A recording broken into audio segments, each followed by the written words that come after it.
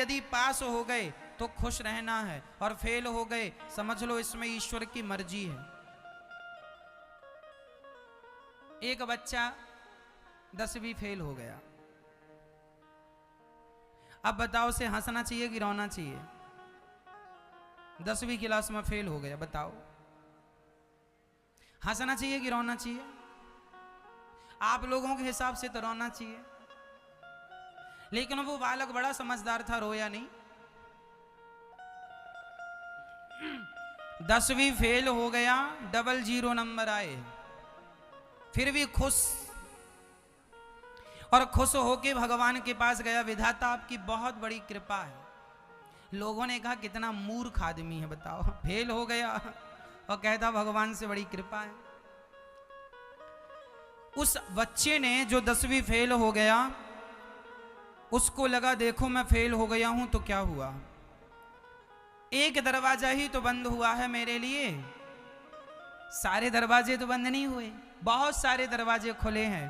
और उस आदमी ने 10वीं फेल होकर इतनी मेहनत की, इतनी मेहनत की, अपने आप को इतना सफल बनाया कि आज वह दुनिया का सबसे सफल व्यक्ति हो गया अपनी मेहनत के बल पर।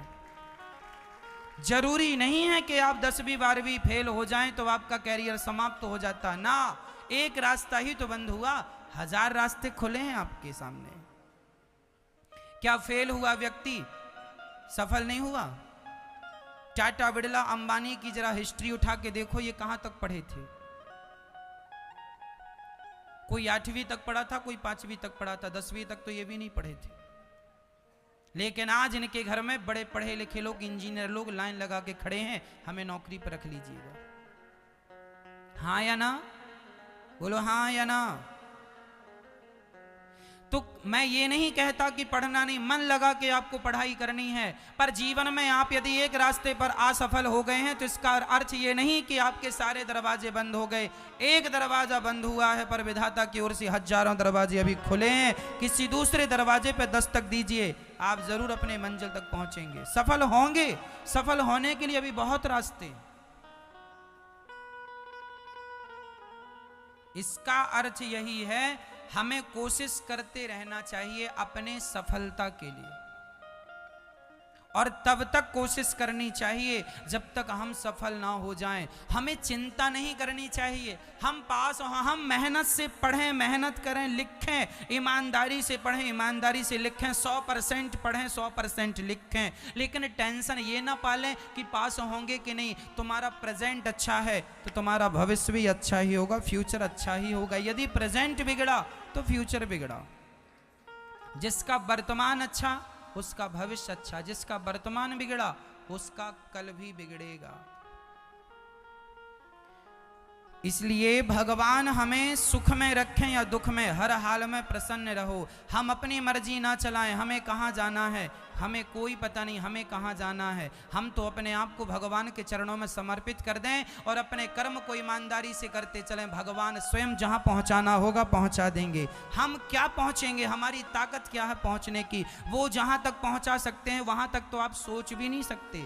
आप उतना ही सोच सकते हैं जितनी आपकी क्षमता है। ईश्वर उतना दे सकते हैं जितना आप सोच भी नहीं सकते।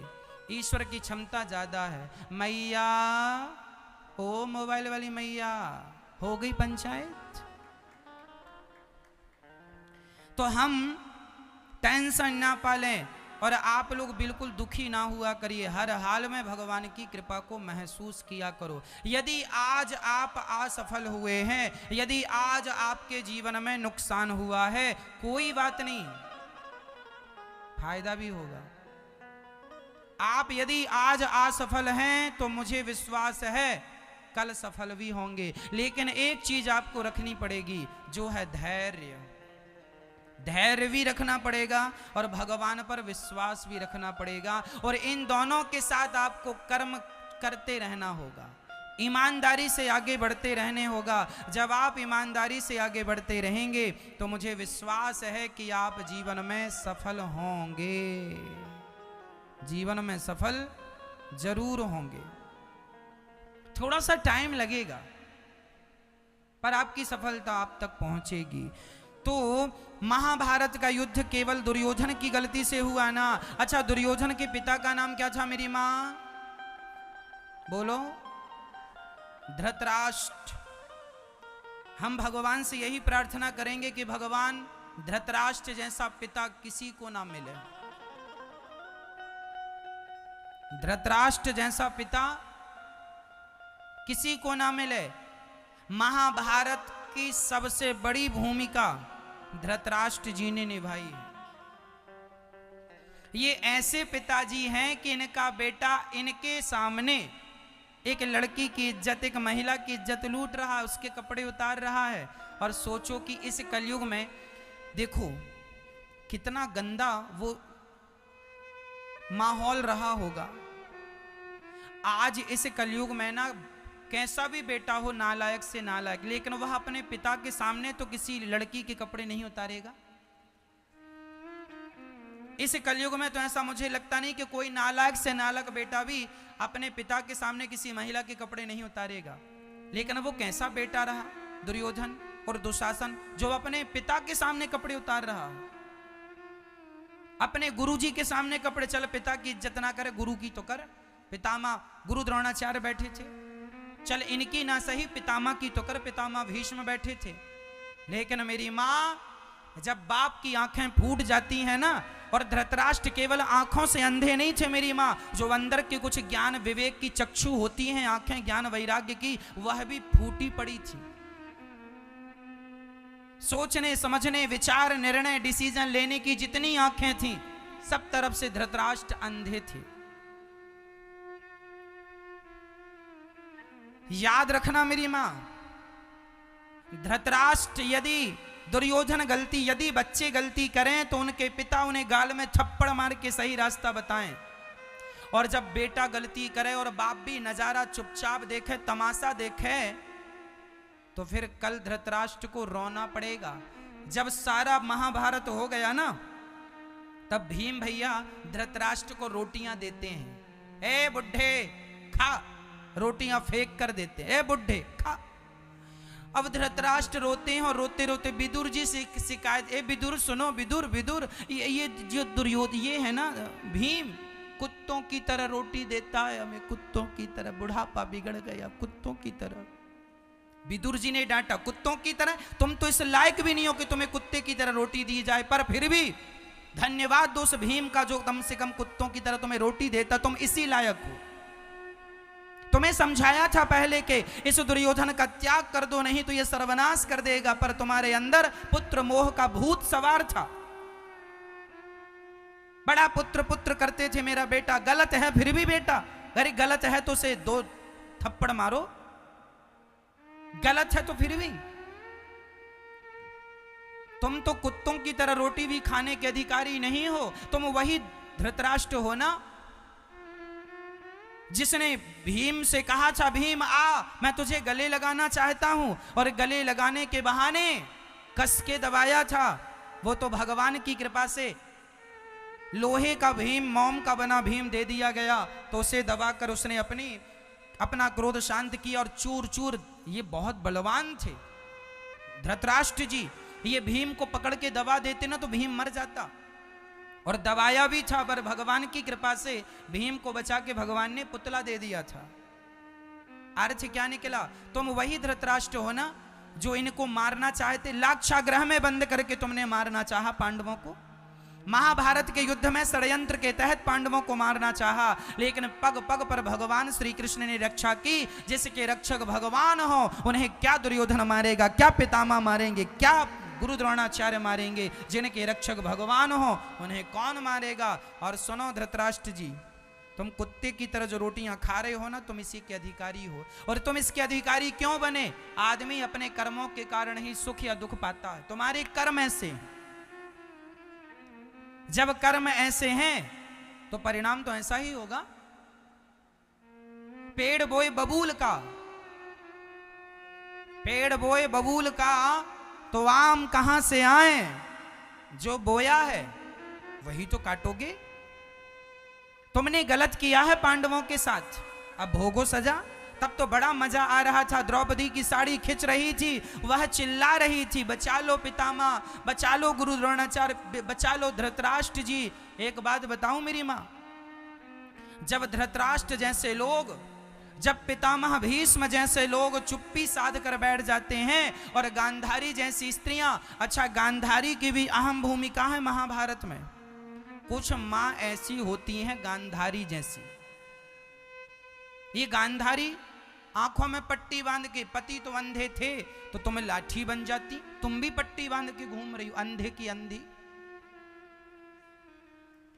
अब बताओ, कोई पति अंधा हो तो उसकी पत्नी भी पट्टी बांधे, ये समझदारी है? गांधारी को पता नहीं किसने पढ़ा दिया पाठ, तुम भी पट्टी बांध लो।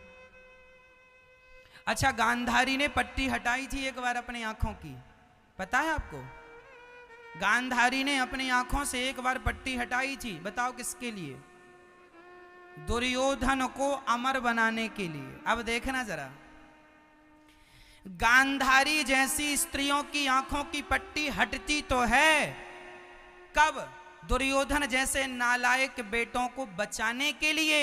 यदि यही पट्टी द्रौपदी की लाज बचाने के लिए हटी होती तो ये महाभारत ही ना खड़ा होता। पर विडंबना तो ये है कि द्रौपदी जैसी बेटियों की लाज बचाने के लिए गांधारी पट्टी नहीं हटाती, लेकिन दुष्ट दुर्योधन जैसे दुष्ट नालायक बेटों को बचाने के लिए गांधारी आंखों की पट्टी हटाती है। मेरी माँ, तुम गांधारी ना बन जाना।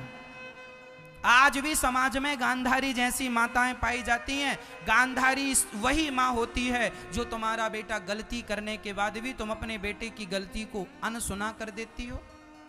इसका मतलब तुम्हारी भी आंखों में पट्टी बंधी है। और देखना, कहीं ये तुम्हारी पट्टी तुम्हारे सर्वनाश का कारण न बन जाए। गांधारी की आंखों की पट्टी उसके सर्वनाश का कारण बन गई, हाँ या ना? कहीं ये गलती जो इतिहास के पन्नों में हो चुकी है, कहीं वो आपके घर परिवार में दोहराई ना जाए। इसलिए प्रार्थना करता हूं मेरी माँ, गलतियां ना करना, तुम गांधारी ना बनना। तुम्हारा बेटा गलत करे, 2 थप्पड़ गाल पे मारिएगा, सही रास्ता बताइएगा, सही समय पे सही ज्ञान नहीं दोगी तो बिगड़ जाएगा। उसके बिगड़ने का सबसे बड़ा श्रेय आपको जाएगा, जिम्मेदारी आपकी। क्यों बिगाड़ा? दुर्योधन बिगड़ गया 2 लोगों की गलती से, गांधारी और धृतराष्ट्र। ना मां गांधारी जैसी हो किसी की, ना बाप धृतराष्ट्र जैसा हो किसी का। मां हो कुंती जैसी मां हो। स्वावलंबी बनाया इन्होंने अपने बच्चों को, भीख मांग कर खिलाया, लेकिन पाप करना नहीं सिखाया। पाप करने से रोका होता गांधारी ने अपनी संतान को तो आज ये दुर्दशा ना होती। संपूर्ण कौरव मारे गए, पानी देने वाला नहीं बचा गांधारी और धृतराष्ट्र को। तुम्हें गलती करने में मजा बहुत आता है, बुरे काम करने में अच्छा बहुत लगता है। जब दंड मिलता है ना तो नानी याद आ जाती है। बचोगे कब तक? क्या दुर्योधन बच सका? क्या रावण बच सका? क्या कंस बच सका कि तुम और हम बच जाएंगे? इसलिए गलत ना करना मेरी मां, गांधारी बन के ना बैठना। आंखों में पट्टी यदि आप लोगों ने लगा रखी है अज्ञान की, अहंकार की, उतार के फेंक देना। तुम्हारे बच्चे गलती करें, समझाओ उन्हें। जरूरत से ज्यादा लाड़ प्यार करोगे बिगड़ जाएंगे। बच्चे मोबाइल में क्या देखते हैं तुम क्यों नहीं चेक करती हो? बच्चे कहां जाते हैं, किनसे मिलते हैं, कैसे दोस्त हैं, कैसे लोगों के साथ उठते बैठते हैं, ये ध्यान कौन रखेगा? बच्चे पैदा करके छोड़ दिया, ये तो सूअरों का काम है, पैदा करके छोड़ दिया। मनुष्य का काम ये नहीं है। मनुष्य का काम है बच्चों को पैदा करो और उन्हें संस्कारी बनाओ। बिना संस्कार के बच्चे यदि हैं तो वह कोई बच्चे हैं। संस्कारहीन संतान तुम्हारा भी नाम डुबोएगी, खुद का नाम तो डुबाएंगे ही। इसलिए बच्चों को संस्कारी जरूर बनाइएगा, स्वावलंबी बनाइएगा, पढ़ाइए लिखाइए, योग्य बनाइए। आज पढ़ने लिखने के नाम पर बच्चे पढ़ने जाते हैं और अपना चरित्र बिगाड़ के चले जाते हैं। चरित्र की शिक्षा तो आपने दी नहीं। बस बेटा, आजकल के माँ बाप क्या सिखाते? बेटा बस कमा के खा लेना, पेट भर लेना अपना, बस पेट भूखे ना मरना। हाँ, आजकल माँ बाप यही सिखा दे, पेट भर लेना बेटा, खूब पैसा कमाना, खूब पैसा, किसी का गला काटना हो काट देना, झूठ बोलना है बोल देना, किसी की गर्दन दबाना दबा देना, किसी के बच्चे को मारना हो मार देना, पर तुम भूखे ना मरना बेटा। हाँ, हम माँ बाप हैं, तुम्हारी चिंता कर रहे हैं। हाँ हाँ, तुम अपना भूखा ना मरना बस। तुम माँ बाप हो कि क्या हो, ये सिखाया अपने बच्चों को। पेट भरना तो कुत्ता भी जानता है, पेट भरना तो सूअर भी जानता है, पेट भरना तो पशु पक्षी भी जानते हैं। क्या यही सिखाया आपने? भ्रष्टाचारी बना दिया अपने बच्चे को। आज जरा देखिए कि आपके बच्चे यदि सरकारी पद पर बैठे हैं, आप यदि माँ हो, आप यदि पत्नी हो, अपने पति को देखो कि आपका पति भ्रष्टाचार करके पैसे तो नहीं लाता, आपका बेटा पैसा लाए, आपका पति पैसा लाए, तो एक बार पूछ लिया करो, इतना सारा पैसा, आपकी सैलरी तो 70,000 महीने की है, 50,000 महीने की है, और आप ये 50,000 कहाँ से ले आए? क्या आपका धर्म नहीं है पूछने का कि आपके पास इतना पैसा कहाँ से आया? क्या माँ अपने बेटे से नहीं पूछ सकती कि कहाँ से बेटा पैसा लाए? क्या पत्नी को नहीं पूछना चाहिए पति से कहाँ से पैसा लाए? यदि तुम्हारा पति गलत करता है तो क्या आप पत्नी होकर से रोक नहीं सकती हो कि भ्रष्टाचार करना गलत है? कितना धन कमा लोगे भ्रष्टाचार से? पाप करके कितना कमाओगे? हिसाब जब देने में आएगा ना, दे ना पाओगे।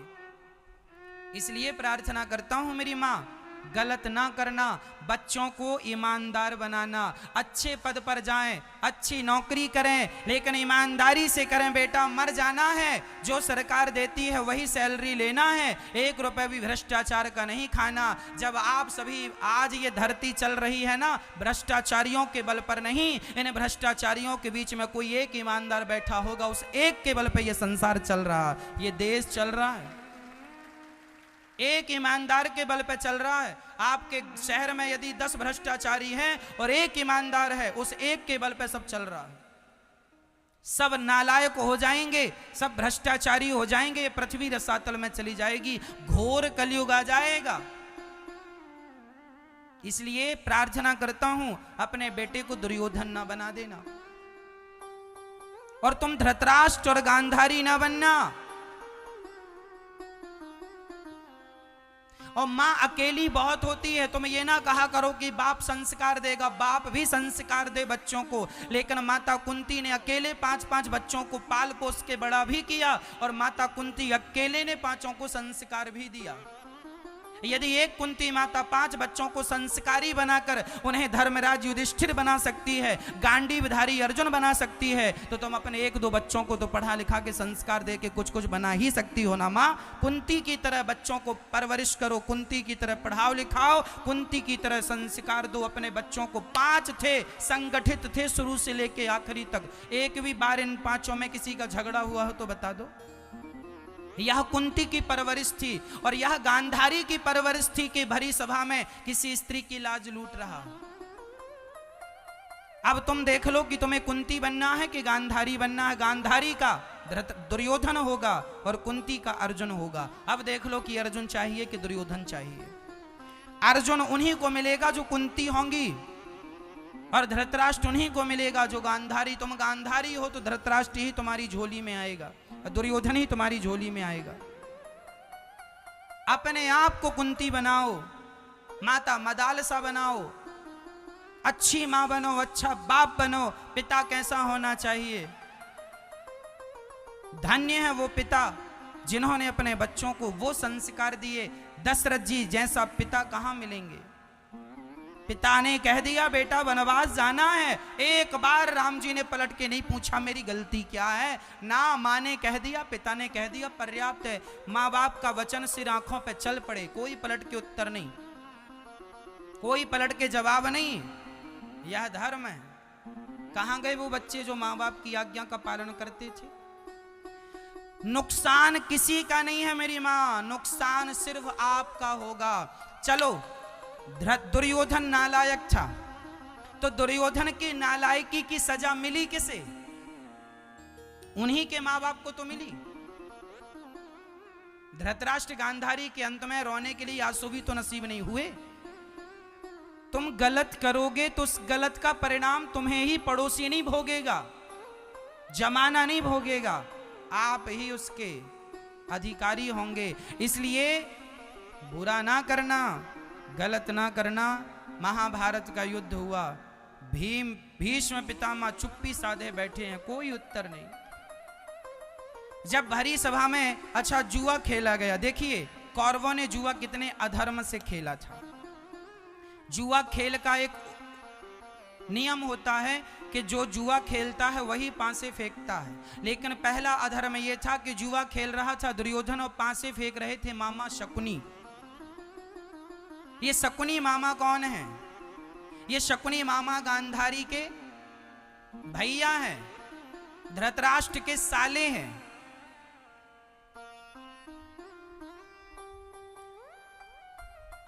हम आपको बता दें मेरी मां, कभी भी दूसरों पर विश्वास ना किया करो, अपनों पर विश्वास करना सीखो। शकुनी आज वर्तमान में जो अफगानिस्तान है जहां तालिबानियों ने कब्जा किया, अफगानिस्तान के राजा थे मामा शकुनी। भारत तब पहले अफगान तक था, तिब्बत तक था, तब बंटवारा नहीं हुआ था। भारत का बंटवारा, अफगानिस्तान बटा, ये पहले भारत का हिस्सा था। उसके बाद पाकिस्तान भी भारत का हिस्सा था।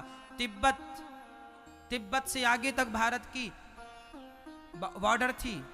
ये पूरा भारत का ही एक अखंड भारत का जब पुराना नक्शा देखेंगे सब भारत था। गांधार नरेश शकुनी, ये गांधार क्या है? आज भी वहां कंधार नाम का एक स्थान है, वहां कंधार वही है जो आज तालिबानियों ने अफगानिस्तान में कब्जा कर लिया, पर अभी कंधार में कब्जा नहीं किया। ये कंधार वही है जहां पर ये शकुनी थे, उसे गांधार कहते थे, अब कंधार हो गया। अफगानिस्तान के राजा थे ये। गांधारी अफगानिस्तान की थी। शकुनी मामा से सलाह लिए पांसा फेंकने की। ये पांसा जो थे ना, ये शकुनी के पिता जब मरे तो शकुनी के पिता ने, अच्छा बात ऐसी है कि शकुनी के पिता जो पितामह भीष्म थे, यह अफगानिस्तान गए और इन्होंने गांधार जाकर के इन्होंने गांधारी से कहा चलो विवाह करो धृतराष्ट्र से। तो गांधारी तो तैयार हो गई, पर जो गांधारी के पिता गांधार नरेश थे, उन्हें बड़ा बुरा लगा कि पितामह भीष्म ने जबरदस्ती मेरी बेटी के कंधे पर अंधा पति डाल दिया। बहुत घुट घुट के मरने लगे। और यह जो भाई था ना, यह शकुनी, ये भी बड़ा अंदर से जलने लगा। मैं पितामह का नाश करूंगा, मैं पूरा नाश कर दूंगा हस्तिनापुर का। जब इसके पिता शकुनी के पिता मरने लगे तो इन्होंने कहा बेटा जब मैं मर जाऊं तो मेरी हड्डियों की तुम पांसे बनाना, और उन पांसों को जब अवसर मिले तो खेलना। और मेरी बेटी के साथ इन्होंने गलत किया है, जबरदस्ती अंधे से विवाह कराया है, तुम बदला जरूर लेना। तो ये जो शकुनी था यह बदला लेने आया, यह बदला लेने आया। इसके हाथ में जो पांसे थे इसके बाप की हड्डियों के पांसे थे, जैसे डालता था इसके पक्ष में जवाब आता था। महाभारत के युद्ध में सब कुछ हार गए पांडव, सब हार गए। अंत में एक दाव और बचा, क्या? अपने आप को भी दाव पर लगा दिया। पांचों पांडव दाव पे लग गए। धर्मराज युधिष्ठिर ने अपने आप को दाव पे लगा दिया, सब खत्म। जबकि ये इंद्रप्रस्थ के राजा थे, बहुत बड़ा राज्य था इनका, बंटवारे में मिला था। हस्तिनापुर और इंद्रप्रस्थ ये अलग अलग थे, अलग अलग था, दोनों को आनंद से रहते थे। सब हार गए। शकुनी ने आग लगा दी। अरे दुर्योधन, अभी इसकी पत्नी है पांचाली, बुला उसे। शकुनी के कहने पर कह दिया दुर्योधन ने, युधिष्ठिर यदि आखिरी दाव लगाना चाहो तो द्रौपदी को लगा दो, हम सारा राज्य तुम्हें वापस कर देंगे। यदि ये दाव जीत गए तो ठीक है। दाव लगाया और द्रौपदी का दाव हार गए। उस समय द्रौपदी मासिक धर्म में थी, उसने ऋतु स्नान नहीं किया था। गया केस पकड़ कर लाने, चल द्रौपदी से कहा चलो तुम जुए में हार गई हो। मना कर दिया, मैंने अभी ऋतु स्नान नहीं किया, मैं मासिक धर्म में हूं, अभी मेरा घर से बाहर निकलना ठीक नहीं है। बड़े घर की स्त्रियां इस समय बाहर नहीं जाती, हमें यहां रहने दो घर में। दुशासन नहीं माना और द्रौपदी के केस पकड़ लिए, घसीट कर लाया। जरा विचार करो कि एक महिला को, उस महिला को जो वहां की महारानी थी, पांडवों की पत्नी थी, घसीट कर लाया गया, लाकर दरबार पे खड़ा किया गया। दुर्योधन ने कहा दुशासन उतार दो इसके कपड़े। दुशासन ने साड़ी पकड़ ली। उस समय द्रौपदी के शरीर में एक ही वस्त्र था। साड़ी खींचने लगा दुशासन। दुर्योधन कहता है आ मेरी जंघा में आकर बैठ जा। तो कर्ण ने कह दिया अरे ये कोई पत्नी है, इसके तो 5-5 पति हैं, यदि तेरे 5 पति हैं तो छठवा हमें बना ले। ये कहा था कर्ण ने। सुनते जाना, शब्दों का भी हिसाब होगा। अभी सुनना, मैं भी इनका हिसाब किताब करूंगा आपसे। दुर्योधन ने कहा आ मेरी जंघा में बैठ जा। कर्ण ने कहा कि तुम 5 पतियों की पत्नी हो, हमें भी बना लो, छठवा 5 हैं, जैसे 5 वैसे ही 6। हो गई बातें। अब दुशासन साड़ी पकड़ के खींच रहा, उतार रहा। द्रौपदी ने आवाज लगाई, अर्जुन उठो। अच्छा, द्रौपदी को अहंकार कुछ ज्यादा था। किसका? अपने गांडीवधारी पति का। उठो और मेरी रक्षा करो। अर्जुन उठो। नहीं उठे, सिर नीचे। भीम मेरी रक्षा करो। सिर नीचे कर लिया, सबने सिर नीचे कर लिया।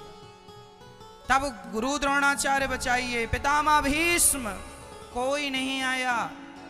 द्रौपदी ने जो अहंकार था, इसलिए कहता हूं मेरी मां, भगवान के आने में देर नहीं थी, द्रौपदी के बुलाने में देर थी। द्रौपदी ने पहले विश्वास करके भगवान को नहीं पुकारा, पहले अर्जुन को, पितामह भीष्म को, भीम को बुलाया। भगवान ने कहा अच्छा उनको बुला रही है, मैं खड़ा हूं, बुला ले। जब कोई नहीं आया तब द्रौपदी ने कहा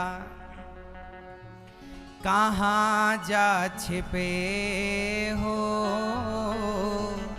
प्यारे कन्हैया, यहाँ लाज मेरी लूटी जा रही है। दुशासन के हाथों तेरी द्रौपदी की सभा बीच साड़ी खींची जा रही है। कहाँ जा छिपे हो प्यारे कन्हैया, यहाँ लाज मेरी लूटी जा रही है। जिन्होंने कभी मेरी सूरत ना देखी, वो देखेंगे आज बदन मेरा नंगा। जुआ में पति जी मेरे, हे श्याम सुंदर, जिन्होंने मेरी शकल ना देखी, आज साड़ी उतर जाएगी तो मेरा निर्वस्त्र शरीर लोग देखेंगे, हंसेंगे। जुआ में पति जी मेरे हारे है बाजी, महलों की रानी लूटी जा रही है। गुरु द्रोण बोलो, पितामह बोलो, तुमसे तुम्हारी ये बहू पूछती है। 5 पति आज बैठे सभा में, महलों की रानी लूटी जा रही है। जब द्रौपदी ने पुकारा कि अब मेरा कोई सहारा नहीं, तब द्वारिकाधीश दौड़ पड़े और दौड़कर साड़ी बढ़ाई। प्रकट हो गए भगवान, साड़ी खींचता जा रहा है दुशासन। ढेर लग गया पर साड़ी उतरती ही नहीं। साड़ी बीच नारी है कि नारी बीच साड़ी है कि साड़ी ही की नारी है कि नारी ही की साड़ी है। तब द्रौपदी ने कहा, मूर्ख, ना साड़ी बीच नारी है, ना नारी बीच साड़ी है, ना साड़ी ही की नारी है, ना नारी ही की साड़ी है। ये तो वृंदावन विहारी है जो चीर बनकर खिंचा जा रहा है, खिंचा जा रहा है, खिंचा। जब पुकारा तो भगवान आए। जब विश्वास होता है ना भक्त का, तो भगवान उस विश्वास की रक्षा करते हैं और उस विश्वास को टूटने नहीं देते। भगवान भक्त के विश्वास की क्या करते हैं मेरी मां? रक्षा करते हैं। अच्छा आप बताओ, द्रौपदी को आने में देर थी या भगवान, द्रौपदी को भगवान के आने में देर थी या द्रौपदी के बुलाने में देर थी? हमारे भी बुलाने में देर है, उनके आने में देर नहीं। जब तक द्रौपदी ने दुनिया के लोगों को बुलाया, पति को, पितामह को भगवान नहीं आए, बुला लो, तब आए जब कोई सहारा नहीं। सुनेरी मैंने निर्बल केवल राम, जब कोई बल नहीं रह जाता जीव के पास, तब भगवान ही भक्त का बल बन करके आ जाते हैं। इसलिए निर्बल होएंगे तब भगवान का प्राकट्य होगा। चलिए अब देखते हैं परिणाम। हमें लगता है हम बुरा करके बच जाएंगे, आओ जरा देखते हैं कैसे बचेंगे। दुर्योधन की जब मृत्यु हो रही थी, गांधारी ने उसके सारे शरीर को देखकर दृष्टि डालकर वज्र का बना दिया था, पर भगवान की चतुराई से उसकी जंघा रह गई थी। गांधारी ने दुर्योधन से कहा था, कल सवेरे सवेरे बेटा तू सारे कपड़े उतार के आ जाना, तू निर्वस्त्र होके आना, मैं तुझे जहां जहां देख लूंगी तेरा वह अंग वज्र का हो जाएगा, फिर वह सुदर्शन से भी कटेगा नहीं। मैं अपने जीवन भर की सारी शक्ति, जो पतिव्रता नारी की शक्ति होती है, सारी शक्ति मैं तुझ में लगाना चाहती हूँ, एक तो बेटा बचे कम से कम। ऐसा गांधारी माँ की इच्छा थी। अब सवेरे सवेरे दुर्योधन जाने लगा बिल्कुल नंगा होके। अब जब चला तो रास्ते में भगवान मिल गए। भगवान ने कहा, अरे दुर्योधन कहाँ ऐसे कपड़े उतार के? दुर्योधन ने कहा, हमारी माँ ने बुलाया है। अरे माँ ने बुलाया? माँ ऐसी बुलाएगी निर्वस्त्र करके? हाँ, माँ ने कहा निर्वस्त्र होके आना। अच्छा, भगवान तो बड़े चतुर, भगवान के सामने किसकी चले? भगवान ने कहा, देखो तुम छोटे थे तब तो माँ की गोद में चले जाते थे बिना कपड़ों के, ठीक था, अब तो बड़े हो गए हो, इतने समझदार हो गए, ऐसे जाओगे बिना कपड़ों की, क्या कहेगा? माँ ने कहा कपड़े ना पहनना, चलो एक काम करो, तुम केले के पत्ते लपेट लो। केले के पत्तों की भगवान ने टॉवेल बना दी, वो केले के पत्ते कमर में बांध दिया। अब कमर में बांधा तो जंघा भी ढक गई। माँ गांधारी ने पूछा, क्यों बेटा, शरीर में कोई कपड़ा तो नहीं है? मैं पट्टी उतार रही हूँ। ना माँ, कोई कपड़ा नहीं है। देखो जरा, गांधारी माँ को बेटे के लिए पट्टी उतार रही है। गांधारी माँ द्रौपदी की रक्षा के लिए इन्होंने पट्टी नहीं उतारी, उतारी नहीं, बेटे के लिए उतार रही हो। बेटे ने जब बेटे को देखा, माँ की दृष्टि पड़ती पूरा शरीर वज्र का हो गया। माँ ने कहा, क्यों मना किया था? कुछ ढकना मत शरीर का अंग, ये तूने केले के पत्ते की टॉवेल क्यों पहन रखी है? बोले, श्री कृष्ण ने कह दिया था। गांधारी को गुस्सा है, एक कृष्ण नहीं चाहता कि मेरा एक भी बेटा बचे। गांधारी मां ने श्राप दे दिया, कन्हैया तुम चाहते तो मेरा एक बेटा बच सकता था दुर्योधन, जाओ मैं तुम्हें श्राप देती हूं, जैसे मेरी आंखों के सामने मेरे 100 की 100 बच्चे समाप्त हो गए, तुम्हें भी श्राप देती हूं, तुम्हारी आंखों के सामने तुम्हारा सारा यदुवंश आपस में लड़के मर जाए, समाप्त हो जाए तुम्हारी आंखों के सामने। भगवान ने कहा, मां आपका श्राप सिरोधार्य है, मेरे सारे पुत्र मर जाएं कोई गम नहीं, लेकिन दुष्ट दुर्योधन जैसा दुष्ट पापी इस धरती पे एक भी नहीं रहना चाहिए। मेरे ना रहने का दुख नहीं है। इस जैसा एक भी बच गया तो ना जाने कितनी द्रौपदी की ये इज्जत लूटता रहेगा, कितनी द्रौपदियों के ये कपड़े उतारता रहेगा। इसलिए मैं आपका श्राप स्वीकार करता हूं, लेकिन फिर भी इसकी जान तो नहीं बचेगी। और युद्ध हुआ भीम भैया का। तो युद्ध का नियम होता है कि जंघा पर गदा नहीं मारते, जांघ पर गदा नहीं मारते, कमर के नीचे गदा नहीं मारते। भीम भैया ने जंघा पर जो गदाएं मारनी शुरू की, जंघा टूट गई। चिल्लाने लगा दुर्योधन, क्योंकि सारा शरीर तो वज्र का हो गया था, जांघ कमजोर रह गई थी। जांघ पर प्रहार किया। तब बलराम जी वहां आए और बलराम जी ने कहा, क्यों भीम, मैंने मना किया था ना, गदा युद्ध का नियम होता है कि जांघ के नीचे नहीं मारते। मैं तुझे मार डालूंगा, तूने युद्ध नियम तोड़ा है, गुरु की आज्ञा तोड़ी है। भगवान श्री कृष्ण बोले, वाह भैया, बलराम भैया, बलदाऊ भैया, आज आप तीर्थ यात्रा करके आ गए तो बड़ा ज्ञान देने लगे। जब भरी सभा में दुर्योधन द्रौपदी की साड़ी खिंचवा रहा था, तब कहां था आपका ज्ञान? ये वही दुर्योधन है जो कहता था मेरी जांघ पर आकर बैठ जाओ। जब पराई नारी को तुम जांघ में बिठाने का भाव रखोगे तो तुम्हारी जांघ ही तोड़ी जाएगी, यही धर्म है। आप कहते हैं जांघ में गदा नहीं मारना चाहिए, ठीक है, लेकिन इसने द्रौपदी को जांघ में बिठाने की बात की, तो क्या ये धर्म युक्त था, धर्म संगत बात थी? क्या ये सही था कि ये पराई स्त्री को कहे कि मेरी जंघा पे आके बैठ जाओ? क्या ये सही था? बलराम जी ने कहा, बिल्कुल सही नहीं था। हाँ, जब इसने सही नहीं किया तो इसके साथ सही कैसे होगा? जब इसने धर्म का पालन नहीं किया तो जब इसने अधर्म किया है तो इसके साथ भी अधर्म होगा। अधर्मी को अधर्म से मार देना ही धर्म होता है। ये कह के भगवान ने बलराम जी को विदा किया, मारा गया। कोई नहीं बचाएगा यदि तुमने अधर्म किया है तो। यही हाल हुआ दानवीर कर्ण के साथ।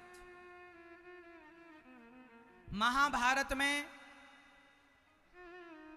भीम ने दुर्योधन को छल से मारा, जंघा पे मारा। क्यों मारा मैंने कारण बताया, क्योंकि इसने गलत किया था। अब दूसरा कारण बताता हूं। युद्ध का नियम था कि कोई महारथी यदि रथ से नीचे है उस पर भी प्रहार नहीं करना, उस पर भी प्रहार नहीं करना है। हाँ, कॉकरोच था मैया।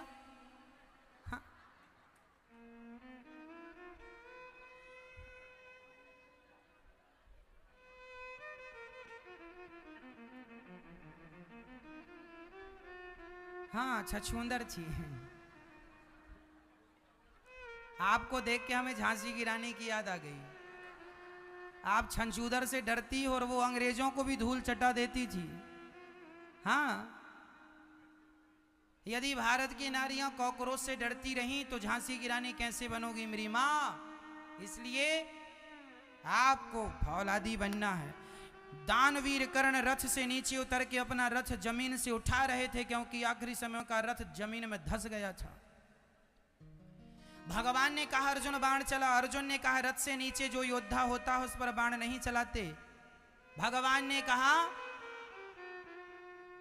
ये वही कर्ण है कि जब मेरा भांजा तुम्हारा पुत्र रथ से नीचे था, जानते हो नाम क्या था भगवान के भांजे का? अभिमन्यु।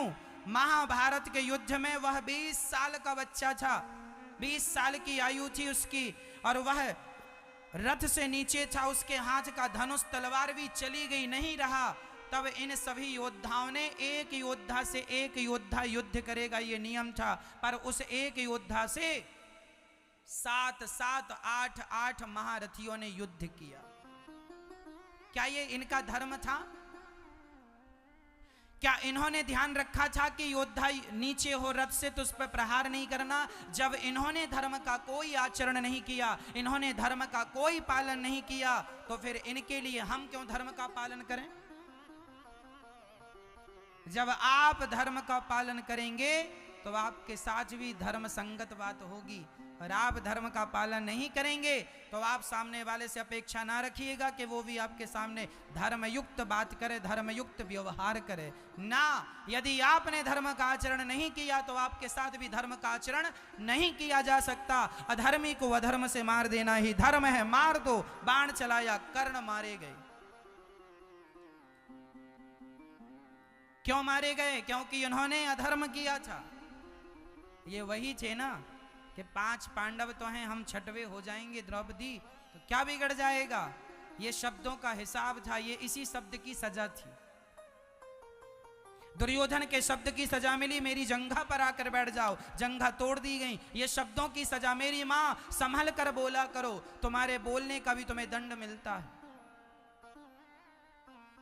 संभल कर बोला करो मेरी माँ। शब्दों में बड़ी जान होती है, शब्दों में बड़ी जान होती है। इन्हीं से आरती अरदास अजान होती है। यही समुंदर के वो मोती हैं जिससे इंसान की इंसान से पहचान होती है। शब्दों में बड़ी जान होती है, इन्हीं से आरती अरदास और अजान होती है। आरती अरदास और अजान होती है। यही समुंदर के वह मोती हैं जिससे इंसान की इंसान से पहचान होती है। पता नहीं मेरी माँ, आपके कपड़े देख के पता नहीं लगाया जा सकता कि आपका आचरण कैसा है, आपका व्यवहार कैसा है। आपकी चमड़ी को देखकर पता नहीं लगाया जा सकता कि आपका आचरण कैसा है, आपका व्यवहार कैसा है। लेकिन आपके शब्दों को देखकर पता लगाया जा सकता है कि आप किस प्रकार के व्यक्ति हैं, आपका व्यक्तित्व क्या है। इंसान की सही परख तब होती है जब उसके शब्द निकलते हैं। इसलिए शब्दों को संभाल के रखिएगा, शब्द संभाल के बोलिए। शब्द के हाथ न पाओ। एक शब्द औषधि करे, एक शब्द करे घाव। शब्दों ने महाभारत खड़ा कर दिया। द्रौपदी के शब्द बिगड़ गए। इन्होंने कह दिया अंधों के अंधे होते हैं, बस इस शब्द ने महाभारत खड़ा कर दिया। आप भी अपनी बहू से, अपनी सास से, अपनी पत्नी और अपने पति से जरा शब्दों को संभाल कर मर्यादा में बात किया करो। कोई शब्द बिगड़ जाएगा, शब्द की मर्यादा बिगड़ जाएगी तो आपके घर में भी महाभारत चालू हो जाएगा। सास क्या याद रखती है? सास सब भूल जाती है, पर बहू के जरा एक आध शब्द बिगड़ जाएं तो जीवन भर याद रखती है, मेरी बहू ने मुझे ये कहा था। सास, आप सासों का क्या याद रखती हो? मेरी सास ने मुझे ये कहा था। शब्द ही तो याद रह जाते हैं। इसलिए किसी के प्रति ऐसे शब्दों का प्रयोग ना करो कि वह आपके शब्द से घायल हो जाए। ये शब्द जो होते हैं, ये मेरी माँ तलवार का काम भी करते हैं। भर जाते हैं वो घाव जो बनते हैं गोली से, पर वो घाव नहीं भरते जो बनते हैं कड़वी बोली से। ये शब्द जो हैं ये बाग भी लगाने वाले हैं, और ये शब्द जो हैं ये आग भी लगाने वाले हैं। अब मर्जी आपकी है कि शब्दों से बाग लगाना है या फिर शब्दों से आग लगाना। इसलिए बाग लगाने वाले शब्द होने चाहिए, आग लगाने वाले शब्द नहीं होने चाहिए।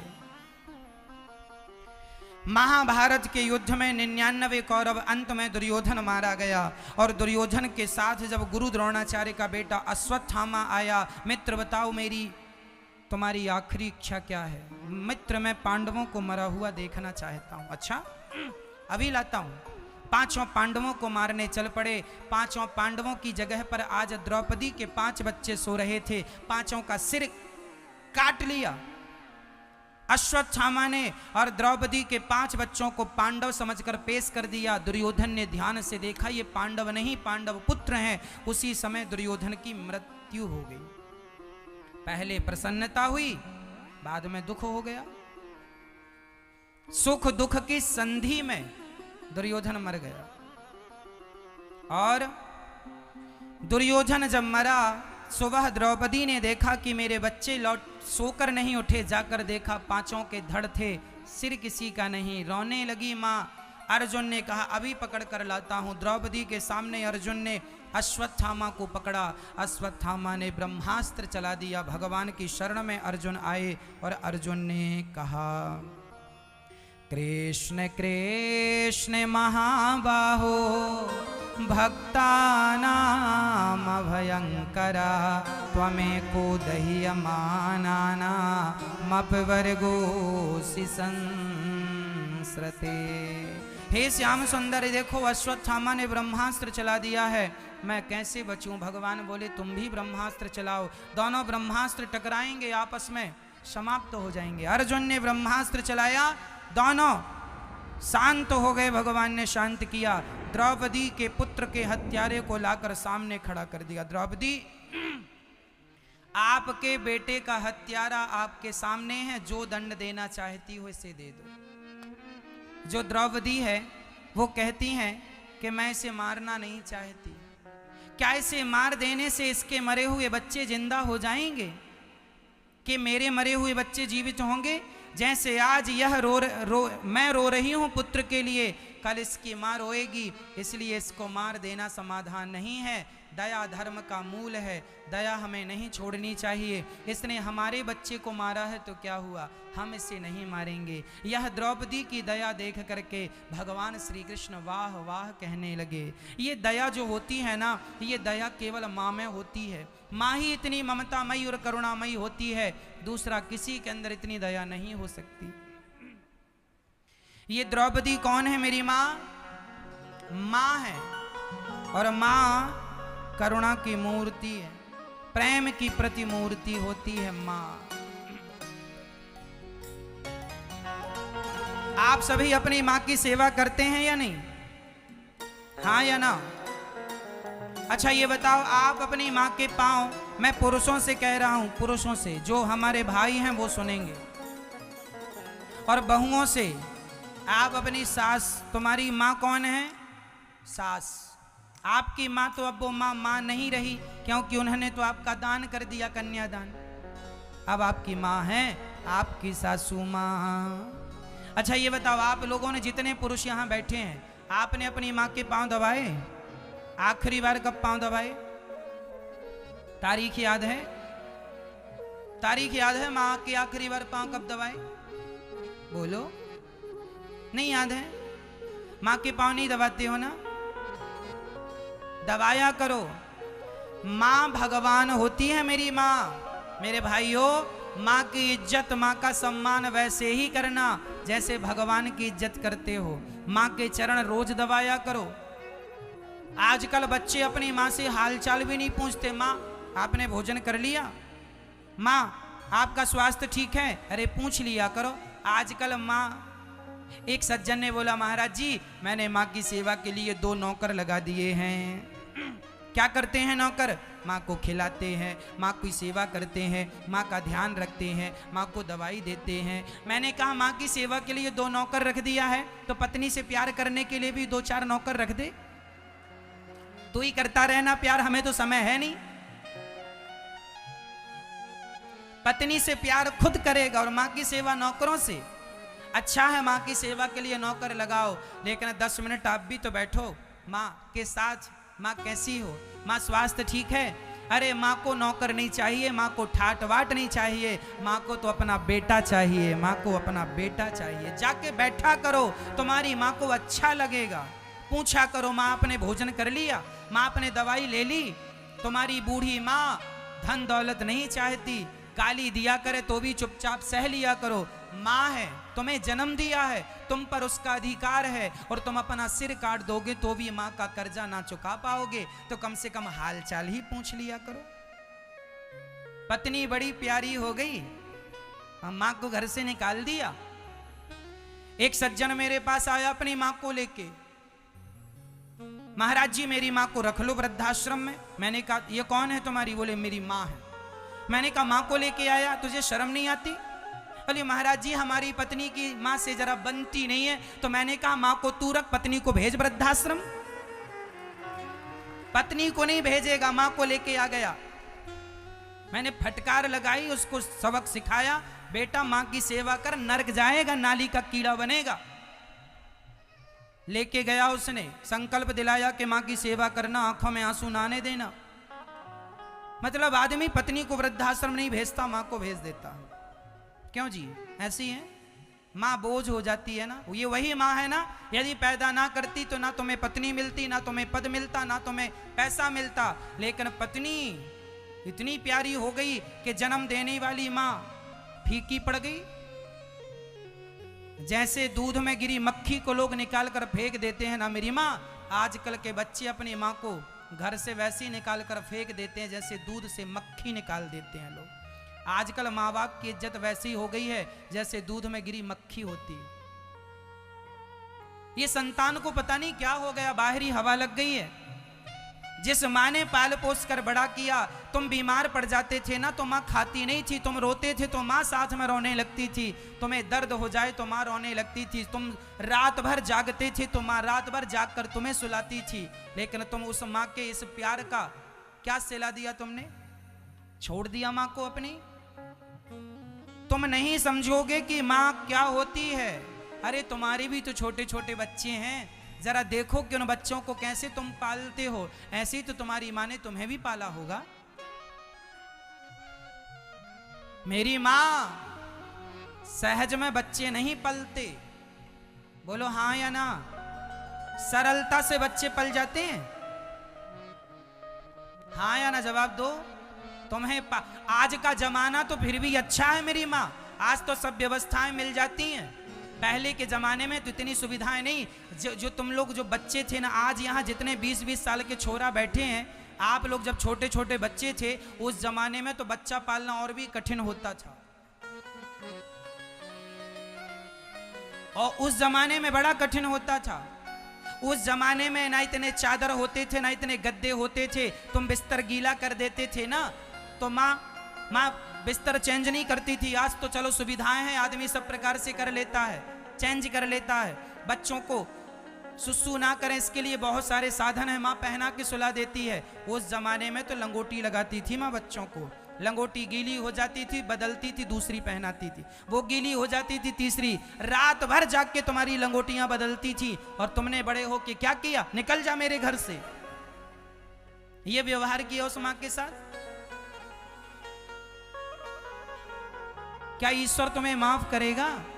इसलिए प्रार्थना करता हूं अपनी माँ की सेवा किया करो। ये दास अनिरुद्ध 200 माताओं की सेवा करता है और 200 माताओं में प्रत्येक माँ से आप जाकर डायरेक्ट मिलके पूछ लेना, हर माँ प्रसन्न है, हर माँ प्रसन्न है, हर माँ खुश है। आप किसी भी माँ से जाकर पूछ लो। सारी माँओं की सेवा ये दास अनिरुद्ध स्वयं करता है। आप जाकर पूछ सकते हैं किसी भी माँ से। यदि मैं 200 माँओं की सेवा कर सकता हूं तो आप एक माँ की सेवा तो कर ही सकते हैं। ये दास अनिरुद्ध सेवा करता है न माँओं की। आप भी किसी एक माँ का सहारा जरूर बनिएगा, आप भी किसी एक माँ की सेवा कीजिएगा। ये दास अनिरुद्ध माँओं की सेवा करता है। इसलिए कहता हूं तू कितनी अच्छी है, तू कितनी भोली है, प्यारी प्यारी